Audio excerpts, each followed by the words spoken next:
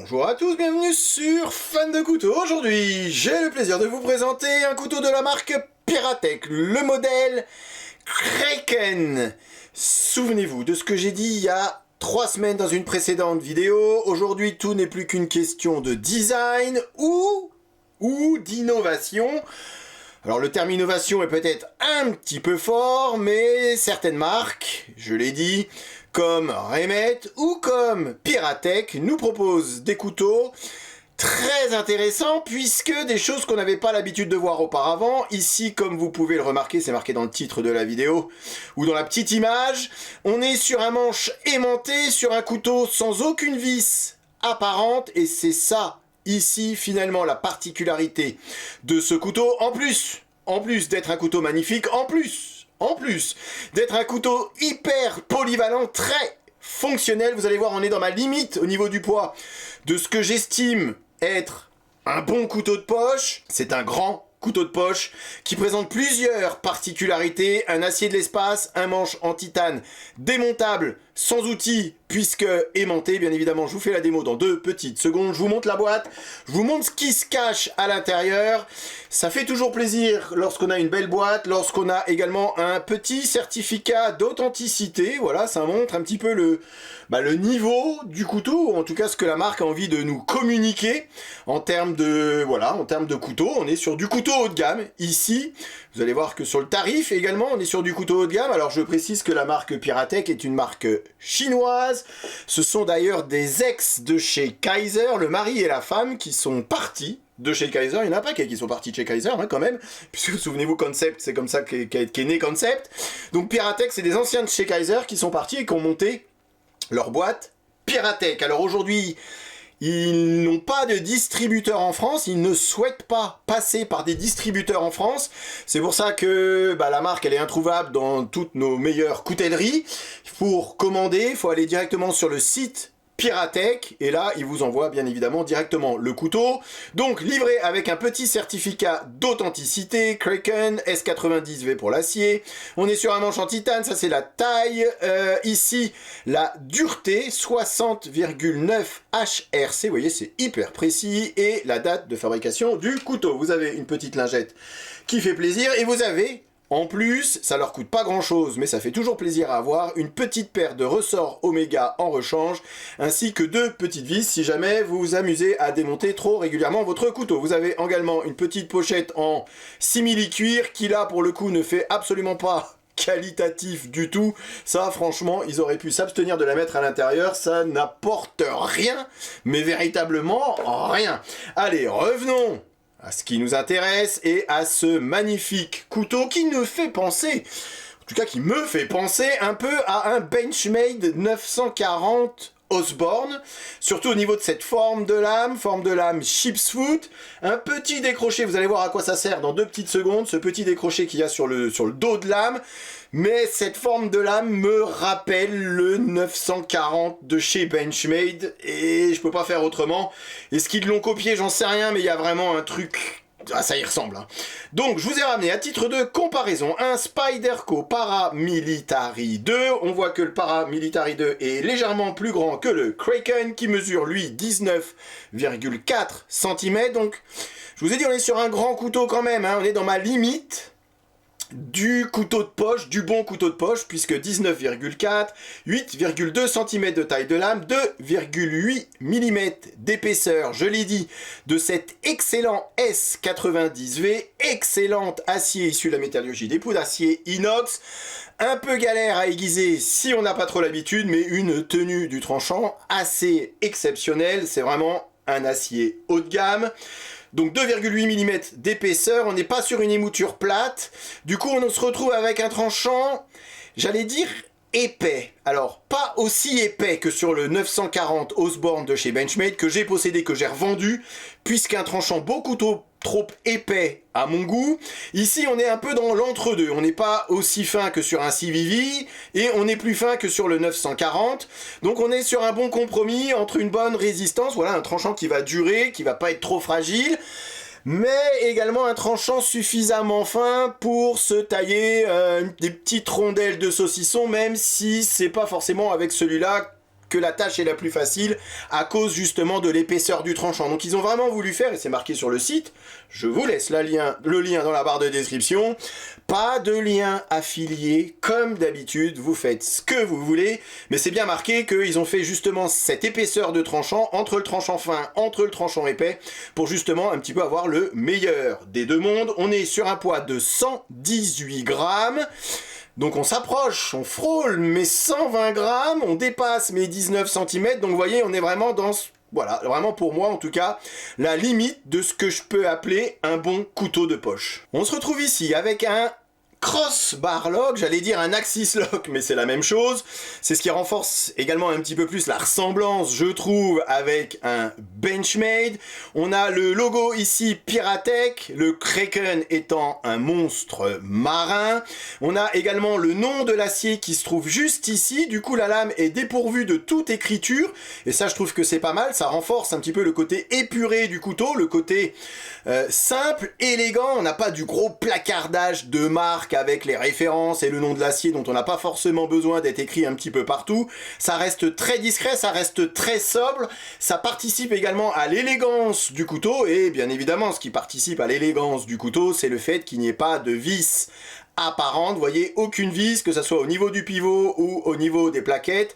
Vous avez simplement ici un petit insert qui vient remplacer le trou lorsque vous allez changer pour l'égaucher le sens du clip, puisque l'axis lock, le crossbar lock est un lock ambidextre. Vous avez également double thumb stud, donc on est vraiment sur un couteau à la fois fait pour les gauchers et pour les droitiers. On est sur une plaquette donc en titane, un titane qui fait penser un peu à c'est Beat Blast, hein, ça fait penser un peu à du titane, un peu à la Chris Reeve quelque part. Donc vous voyez, ça laisse un petit peu de trace à la moindre utilisation. C'est un couteau, le manche en tout cas va s'abîmer, je trouve, assez rapidement. Après, c'est un couteau, c'est fait pour être utilisé, et le charme du couteau, c'est quand il est plein de ces petites traces, justement, ça prouve qu'il a été utilisé. Je passe de l'autre côté, oui, je travaille toujours, enfin, je vous fais des vidéos toujours dans un sauna. Ici le clip poche, comme je vous ai montré, réversible. Par contre la visserie est fixée de l'intérieur. On n'est pas sur un clip poche façon deep carry, mais je trouve qu'on a une très bonne prise à l'intérieur de la poche. Vous voyez, la tension du clip n'est pas exagérée, et finalement il n'y a que très peu de couteaux qui dépassent. Et là, pareil, aucune vis apparente, c'est vraiment la particularité de ce couteau. Niveau prise en main, on est sur un couteau finalement assez épais, vous allez comprendre pourquoi dans 2 petites secondes lorsque je vais retirer la plaquette titane. Par rapport à un PM2, vous voyez, on est quasiment identique à l'épaisseur d'un Paramilitary 2 pour un couteau un petit peu moins grand. Je vous ai montré ça tout à l'heure. Donc on est quand même sur une belle épaisseur de couteau. Du coup, on se retrouve avec une excellente prise en main. On est sur des plaquettes qui sont toutes en rondeur, qui sont toutes contournées, chanfreiné, il n'y a aucun point douloureux. Ici, on a vraiment une belle encoche pour que l'index vienne tout naturellement à l'intérieur, et on a vraiment une excellente prise en main, même sur des prises un petit peu fortes, un petit peu costauds. Je vous ai fait le test, bien évidemment, sur le tuyau d'arrosage, et on voit déjà avec quelle efficacité j'arrive à passer à travers, et à aucun moment on sent des points douloureux. Même le clip, je le trouve idéalement placé, ou idéalement formé, puisqu'il ne me gêne absolument pas. Il rentre parfaitement à l'intérieur de la paume, et c'est vraiment pas du tout gênant. On est sur un excellent confort de manche, c'est pas le couteau le plus fin, mais du coup on a vraiment une très bonne prise en main, une très belle ergonomie grâce à ces plaquettes qui sont vraiment très contournées, et puis grâce à cette finition de titane, on est sur un manche relativement grippant. Non, c'est vraiment un vrai plaisir à utiliser. On n'est pas sur le meilleur slicer, on n'est pas non plus sur le couteau de bourrin, on est vraiment dans cet entre-deux du couteau polyvalent, un petit peu bon à tout faire, à la fois de la découpe de carton, du scotch, des boîtes, de la préparation de nourriture, mais pourquoi pas aller passer une petite après-midi dans la forêt pour se tailler un petit bâton de marche, se tailler des petites baguettes pour manger, pour se faire un petit casse-croûte autour d'un feu de camp. Ce couteau en serait parfaitement capable. Je termine sur cette polyvalence et la polyvalence de la lame avant de vous parler bien évidemment de la grosse force de ce couteau, cette petite innovation de manche aimantée. Donc lame Sheep's Foot, et vous aurez remarqué ici ce petit décroché, ce long jimping, ces longues cannelures également sur le dos de lame. Donc on a vraiment le pouce, la possibilité que le pouce vienne se déplacer sur le dos de lame en ayant un bon grip. Et ce que j'aime beaucoup, c'est justement ce petit décroché qu'on ne retrouve pas hein, sur le Benchmade, où l'index, vous voyez, quand on se rapproche du tranchant, on a cette prise un peu façon cutter, où l'index vient tout naturellement se poser sur ces petits creux, et du coup on a vraiment une prise en main cutter pour la découpe de carton à plat sur une planche à découper. C'est vraiment hyper pratique, vous voyez avec quelle facilité, la force qu'on peut mettre sur la pointe, c'est vraiment hyper pratique et c'est plutôt bien vu. Et c'est vrai qu'au départ, quand j'ai reçu le couteau, je me suis dit tiens, pourquoi ils nous ont fait ce petit décroché? C'est pas à mon sens en tout cas très esthétique, mais c'est plus pratique qu'esthétique, puisque lorsqu'on prend le couteau comme ceci, on a vraiment une excellente prise en main pour se servir du couteau, se servir de la pointe comme on se sert d'un cutter. Allez, j'arrête de faire traîner, je vous montre ce qui fait l'originalité du couteau, en plus d'être sur un couteau franchement très agréable à utiliser, puisque innover ou chercher des petits trucs en plus en nous proposant un couteau parfaitement inutilisable, ça sert à rien. Là, c'est pas le cas du tout. C'est ce que j'ai essayé de vous montrer avant, c'est qu'on est sur un couteau qui est un excellent couteau, qui est un très bon couteau, et en plus, il a ce côté original d'être sur un manche aimanté. Donc, on reçoit le couteau, on regarde un petit peu, comme on fait d'habitude, hein, à l'intérieur. Donc là, on voit bien les plaquettes en titane qui recouvrent des platines en acier inoxydable. Platines en acier inoxydable qui ont bel et bien été ajourées, comme d'habitude, j'ai envie de dire. Pareil, ici, on voit les finitions où le titane et l'acier sont parfaitement alignés. Il n'y a rien qui dépasse. Les finitions sont vraiment excellentes. Pareil, il n'y a rien qui bouge. On ne sent pas la plaquette qui bouge par rapport à la platine. Tout est parfaitement bien fixé, assemblé. Pareil au niveau du clip. Vous voyez ici, on voit la visserie qui est vissée de l'intérieur afin qu'il y ait, encore une fois, aucune vis apparente. Donc, pour retirer cette plaquette titane, donc je vais vous faire qu'une seule fois, hein, puisque ça demande quand même pas mal de force, et à chaque fois, ça a tendance à niquer un peu les ongles. Voilà, vous voyez ici, voilà, je retire la plaquette titane, ici 4 aimants. On remarquera également que le titane a été parfaitement creusé afin de réduire le poids au maximum. Vous avez cette petite partie là, comme j'ai dit, qui va remplacer le trou du laissé par le clip si jamais vous le changez de sens. Donc ça, faites attention de ne pas le perdre. Et donc du coup, ici, on se retrouve avec les platines et le ressort Oméga et ce crossbar lock. Pour retirer la platine opposée, la plaquette opposée, il suffit de dévisser ici la vis du clip et ça fonctionne de la même façon. Vous avez ici cette plaquette qui est aimantée à la platine en acier inoxydable. Donc ça, facilite le nettoyage. Pour nettoyer son couteau, vous n'avez pas besoin d'outils. Vous retirez le titane et vous arrivez à l'intérieur avec un coton-tige. Vous pouvez vraiment nettoyer votre couteau. Si jamais ce petit ressort Oméga il pète, vous en avez un de rechange à l'intérieur de la boîte, c'est très facile également à changer. Et c'est véritablement ce qui fait l'originalité de ce couteau. Fallait quand même y penser. J'insiste sur la qualité d'assemblage et des finitions où vous le voyez ici, hein, celle-ci également est aimantée, il n'y a absolument rien qui dépasse, tout est parfaitement aligné, tout est parfaitement solide. Si on ne sait pas que la plaquette est aimantée à la platine, on ne peut pas s'en douter, faut vraiment le savoir, faut vraiment forcer sur le titane pour la décoller de la platine en acier, et ça je trouve que c'est plutôt bien vu.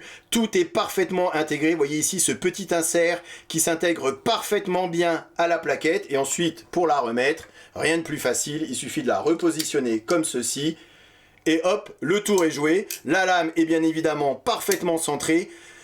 Et là encore, il n'y a aucun jeu, il n'y a aucun signe de faiblesse ou de fébrilité dans cette construction.